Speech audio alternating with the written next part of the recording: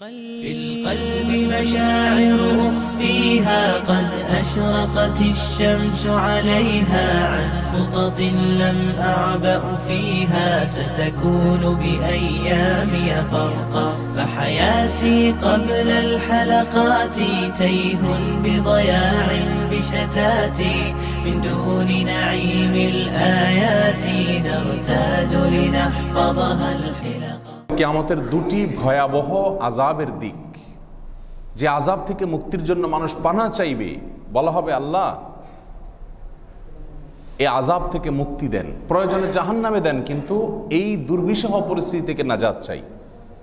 এরকম একটি ভয়াবহ পরিস্থিতিতে মানুষের হিসাব নিকাশ শুরু হওয়ার জন্য মানুষ অপেক্ষায় থাকবে, সূর্য মাথার একেবারে নিকটবর্তী থাকবে। এরকম মুহূর্তে নবী রাসূলুল্লাহ সাল্লাল্লাহু আলাইহি ওয়াসাল্লাম নিজে আল্লাহর কাছে সুপারিশ করবেন, আল্লাহ মানুষের হিসাব শুরু করুন। সিজদায় পড়ে যাবেন তিনি, তার আবেদনের প্রেক্ষিতে আল্লাহ সুবহানাহু ওয়া তাআলা হিসাব শুরু করবেন। কিয়ামতের সেই ভয়াবহতার অনেক দিকের ভেতরে দুটি দিকের কথা বললাম। এক হলো অন্ধকার, দুনিয়াতে যারা যত বেশি জুলুম করবে তাদের প্রতি অন্ধকারের পরিমাণ তত বেশি হবে।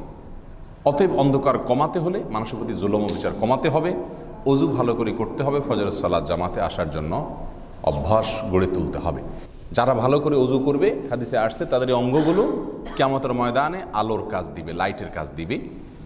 ভোরে ফজরের সালাত আদায় করার জন্য কষ্ট করে আরামের ঘুম ছেড়ে দিয়ে মসজিদে যারা যাতায়াত করে, স্পেশালি ফজরের নামাজ, কারণ হাদিসে আসছে নবী আলাইহিস সালাম বলেছেন, ফজরের আলো আঁধারি এটা ভেদ করে যারা আল্লাহর ঘরে আসে কষ্ট করে, কিয়ামতের ময়দানে আল্লাহ সুবহানাহু ওয়া তাআলা তাদের জন্য আলোর ব্যবস্থা করবেন।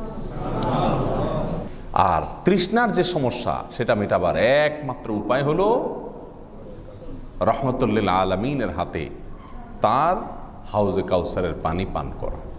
সহিহ মুসলিমে বর্ণিত হয়েছে যে নবী আলাইহিস সালাম বলেছেন, হাউজে কাউসারের পানি হবে আসাদ্দু বায়াদাম মিনাল লাবান, দুধের চাইতে বেশি ধবধবে, এবং আহলা মিনাল আসাল, মধুর চাইতে বেশি সুমিষ্ট হবে।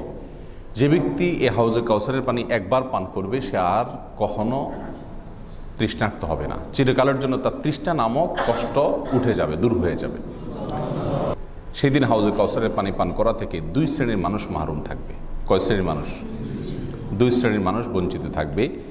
তাদের ভিতরে এক শ্রেণীর কথা আমরা অনেকেই জানি, যারা বেদাতে লিপ্ত হয়। অপর আরেক শ্রেণীর কথা আমরা খুব কম সংখ্যক মানুষই জানি। আসুন আমরা জেনে নিই কারা সেই হতভাগা মানুষ যারা নবী সাল্লাল্লাহু আলাইহি সাল্লামের হাতে হাউজে কাউসারের পানি পান করা থেকে বঞ্চিত থাকবে, মাহরুম থাকবে। তাদের ভিতরে প্রথম ব্যক্তির কথা বুখারী এবং মুসলিম এক জায়গায় বর্ণনা করেছেন, আরও অন্য হাদিসে কিতাবে বর্ণিত হয়েছে। সাহাল ইবনে সাদ রাদিয়াল্লাহু তাআলা আনহু বর্ণনা করেছেন যে নবী আলাইহিস সালাম ইরশাদ করেছেন, আনা ফারাতুকুম আলাল হাউদ ফামান ওয়ারাদাহু শারিবা মিনহু ওয়া মান শারিবা মিনহু লা ইয়াদমা আবাদা। কিয়ামতের দিন নবী আলাইহিস সালামের কাছে যে হাউজ থাকবে, যে সে হাউজের কাছে আসবে সে পান করবে। এক বর্ণনায় আসছে, আকাশের যে তারকারাজি আছে মুসলিমের বর্ণনায়, এই তারকারাজি সমপরিমাণ আপনার এটা পান করার পাত্র থাকবে, সেখানে প্রচুর পরিমাণ পাত্র থাকবে, এটা বোঝানোর উদ্দেশ্য। তো সেখান থেকে যে পান করবে লা ইয়াজমা আবাদা, সে কখনো আর তৃষ্ণার্ত হবে না। তবে এদের মধ্য থেকে কিছু লোক আসবে, লা ইয়ারিদান্না আকওয়ামুন আরিফুহুম ওয়া হুম ইয়ারিফুনানি, কিছু লোক এই হাউজে কাউসারে আসবে। নবী সাল্লাল্লাহু আলাইহি সাল্লাম বলেন, আমি তাদেরকে দেখে চিনব যে এরা আমার উম্মত, কারণ বিশ্বনবীর উম্মত যারা হবেন, রাহমাতুল আলামিনের উম্মত যারা হবেন, তাদেরকে দেখে চিনা যাবে। আমি দেখে তাদেরকে চিনব যে তারা আমার উম্মত, আর তারাও আমাকে দেখে চিনবে যে হ্যাঁ আমি তাদের নবী। সবই ঠিক আছে। এরপরে আমি তাদেরকে পানি পান করাতে প্রস্তুত হব। এমত অবস্থা সুম্মা ইউহালু বাইনি ওয়া বাইনাহুম, এরকম ব্যক্তি আর আমার মাঝে আল্লাহর পক্ষ থেকে আড়াল সৃষ্টি হয়ে যাবে। আপনি চিন্তা করুন, ভয়াবহ তৃষ্ণার্ত অবস্থা, যেখানে আর কোনো পানির ব্যবস্থা নাই, একমাত্র পানি হাউজে কাউসারের পানি, যা ক্ষুধা তৃষ্ণা সব কিছু নিবারণ করে দিয়ে আপনার কষ্ট লাঘব করে দিবে। আপনি পান করতে যাচ্ছেন, ওই সময় বাধা এসে গেল, কেমন লাগবে সেই দৃশ্য, কত কঠিন হবে সে পরিস্থিতি। তখন নবী আলাইহিস সালাম বলবেন যে আল্লাহ, এদেরকে তো আমি চিনি, এরা তো আমার উম্মত, এদেরকে কেন পানি পান করতে দেওয়া হচ্ছে না, বাধা কেন দেওয়া হচ্ছে? ফায়ুকালু, তখন বলা হবে, ইন্নাকা লা তাদরি মা বাদদালু বাদাক, হে রাসূল আপনি জানেন না আপনার দুনিয়া থেকে চলে যাওয়ার পরে এরা আপনার দ্বীনের ভিতরে কি পরিমাণ পরিবর্তন আর হেরফের করেছে, বিদআত করেছে। নতুন জিনিস দিনের ভিতরে আবিষ্কার করেছে, মন গড়ায় ইসলাম এবং ইবাদতের মধ্যে বিভিন্ন পদ্ধতি তারা চালু করেছে। বেদাতের আবিষ্কারকেরা বেদাত সৃষ্টি করেছে, বেদাত অনুযায়ী আমল করেছে, এই কারণে তাদের এই অবস্থা হবে। তখন নবী আলাইহিস সালাম বলেছেন যে তখন আমি তাদেরকে বলবো সুহকান সুহকান লিমান বাদদালা বাদি, কোন কোন বর্ণনা আছে লিমান গাইয়ারা বাদি, যারা আমার পরে পরিবর্তন সাধন করেছে ইসলামের ভিতরে, ইবাদতের ভিতরে, আমি যা করেছি সেটাকে লক্ষ্য করে সুন্নাহ অনুযায়ী করে নাই, হাদিস অনুযায়ী করে নাই, মন গড়া করেছে, তারা দূর হয়ে যাও, দূর হয়ে যাও।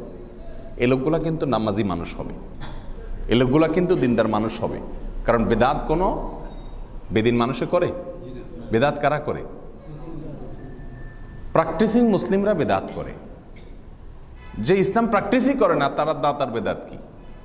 সে তো ইবাদতই করে না, ইবাদত করে কিন্তু বেদাত পদ্ধতিতে করে। আল্লাহ তাআলা আমাদেরকে বেদাত থেকে বেঁচে থাকার তৌফিক দান করুন। এই জন্য মুমিনের কাছে বেদাত হলো শিরকের পরে অনেক বড় আতঙ্কের নাম, অনেক বড় আতঙ্কের নাম। সে বেদাত থেকে বেঁচে থাকার চেষ্টা করবে। আল্লাহ তাআলা আমাদেরকে বেদাত থেকে বেঁচে থাকার তৌফিক দান করুন। এক প্রকারের মানুষ আমরা পেয়ে গেলাম। দ্বিতীয় প্রকারের মানুষ হলেন যারা শাসকদের মোসাহেবি করে, তোষামদি করে, যাদের পাওয়ার আছে, ক্ষমতা আছে, এদের ওয়েলিং করে, তেলায়ন করে, এদেরকে জিহুজুর জিহুজুর করে, এদের অন্যায়গুলোকে অন্যায় বলে স্বীকার করে না, তাদের দলের অনুসারী অথবা তাদের ভক্ত অনুরক্ত বলে তাদের অন্যায়গুলোর পক্ষেও সাফাই গায়, সেগুলোকেও ধামাচাপা দেওয়ার চেষ্টা করে। আছে না এরকম মানুষ? সব সময়, সব যুগে, পৃথিবীর সব দেশে, সব ভূখণ্ডেই এরকম মুসাহিব এবং তোষামতকারী কমবেশ থাকে। অন্যায়কে অন্যায় বলে না, বিভিন্ন দুর্বলতার কারণে অন্যায়কে ধামাচাপা দেওয়ার চেষ্টা করে। এদেরকেও নবী সাল্লাল্লাহু আলাইহি সাল্লাম একই সাবধানবাণী করেছেন, এরাও হাউজে কাউসারে আসতে পারবে না, আসতেই পারবে না। এবং এ বিষয়ে সহিহ ইবনে হিব্বানে এবং মাওয়ারিদুত তামআনি এবং মুসনাদে আহমদে আর বিভিন্ন হাদিসি কিতাবে বিশুদ্ধ সূত্রে বর্ণিত হয়েছে। নবী সাল্লাল্লাহু আলাইহি সাল্লাম বলেছেন, ইন্নাহু ইয়াকুনু বা'দি উমারা, নিশ্চয় আমার পরে অনেক শাসক পৃথিবীতে আসবে, ফামান দাখালা আলাইহিম ফাসাদ্দাকাহুম বিকিযবিহিম ওয়া আনাহুম আলা যুলমিহিম, যারা এই সমস্ত শাসকদের মিথ্যা কথা, মিথ্যা প্রতিশ্রুতি জনগণের সাথে, মানুষের সাথে বা বিভিন্ন লোকদের সাথে তারা যে মিথ্যা কথা বলবে, এগুলোকে যারা সত্যায়ন করবে, জানে মিথ্যা, তারপরও ওর পক্ষে সাফাই গাইবে এবং তার সত্যায়ন করে বেড়াবে, ও আনাহুম আলা যুলমিহিম, তারা যে মানুষের প্রতি, প্রজাদের প্রতি জুলুম করবে, সেই জুলুমে যারা সহযোগিতা করবে, তাদেরকে সমর্থন করে সহযোগিতা হোক, কথা দিয়ে সহযোগিতা হোক, কাজ দিয়ে সহযোগিতা হোক, যেভাবে হোক সহযোগিতা করবে, ফালাইসা মিন্নি ওয়ালাস্তু মিনহু, দুনিয়ার রাজত্ব চিরকাল থাকবে না, দুনিয়ারে তোষামেদি করার সুযোগ চিরকাল থাকবে না। নবী সাল্লাল্লাহু আলাইহি সাল্লাম বলেছেন, ফালাইসা মিন্নি ওয়ালাস্তু মিনহু, আমি তাদের কেউ নই আর তারাও আমার কেউ নয়, তাদের কোনো পরিচয় আমি দেব না কিয়ামতের ময়দানে। ওয়ালাইসা বিওয়ারিদিন আলাইয়াল হাউজ, আমার হাউজে কাউসারে তারা পানি পান করতে আসতেও পারবে না। আর ওয়ামাল্লাম ইউসাদ্দিকুম বিকিযবিহিম, যারা শাসকদের, শাসক বলতে রাষ্ট্রের শাসক হওয়া কোনো জরুরি না, স্থানীয় শাসক হতে পারে, অঞ্চলভিত্তিক শাসক হতে পারে, প্রভাবশালী ব্যক্তি হতে পারে, যাই হোক, এদের মিথ্যাচারিতায় যারা বিশ্বাস করে না, তাদের মিথ্যাকে মানুষকে বিশ্বাস করানোর অপচেষ্টা করে না, ওয়ালাম ইউইনহুম আলা যুলমিহিম, তাদের অত্যাচার অবিচার করার কাজে তাদেরকে সহযোগিতা করে না, ফাহুয়া মিন্নি ওয়া আনা মিনহু, এই ব্যক্তি আমার উম্মত আর আমি তার নবী। নবী সাল্লাল্লাহু আলাইহি সাল্লামের ভাষ্য, ওয়া হুয়া ওয়ারিদুন আলাইয়াল হাউজ, আর সে আমার কাছে হাউজে কাউসারে পানি পান করার জন্য আসবে। প্রিয় ভাইরা আমার, অতএব জালেমের কখনো তো সমাৎকারী হবেন না, জালেমের পক্ষাবলম্বনকারী কখনো হবেন না। সে আপনার যত প্রিয় মানুষ হোক, যত কাছের মানুষ হোক, সবসময় ন্যায়ের পক্ষে থাকবেন। ন্যায় যদি আপনার প্রিয় মানুষের বিরুদ্ধেও থাকে, সেখানে থাকবেন, কখনো অন্যায়ের পক্ষে থাকবেন না। আল্লাহ আমাদের সবাইকে তৌফিক দান করুন। বিদআত থেকে এবং অন্যায়কারীর সমর্থন করা থেকে, তার পক্ষাবলম্বন করা থেকে আল্লাহ তাআলা আমাদের সবাইকে বেঁচে থাকার তৌফিক দান করুন। কিয়ামতের ভয়াবহতম দিনে, চরম মুহূর্তে হাউজে কাউসারের পানি পান করার তৌফিক আমাদেরকে দান করুন। এই জন্য ন্যায়নিষ্ঠভাবে চলতে হবে আর সুন্নাহ ভিত্তিক জীবন গড়ে তুলতে হবে। আল্লাহ তাআলা আমাদের সবাইকে তৌফিক দান করুন।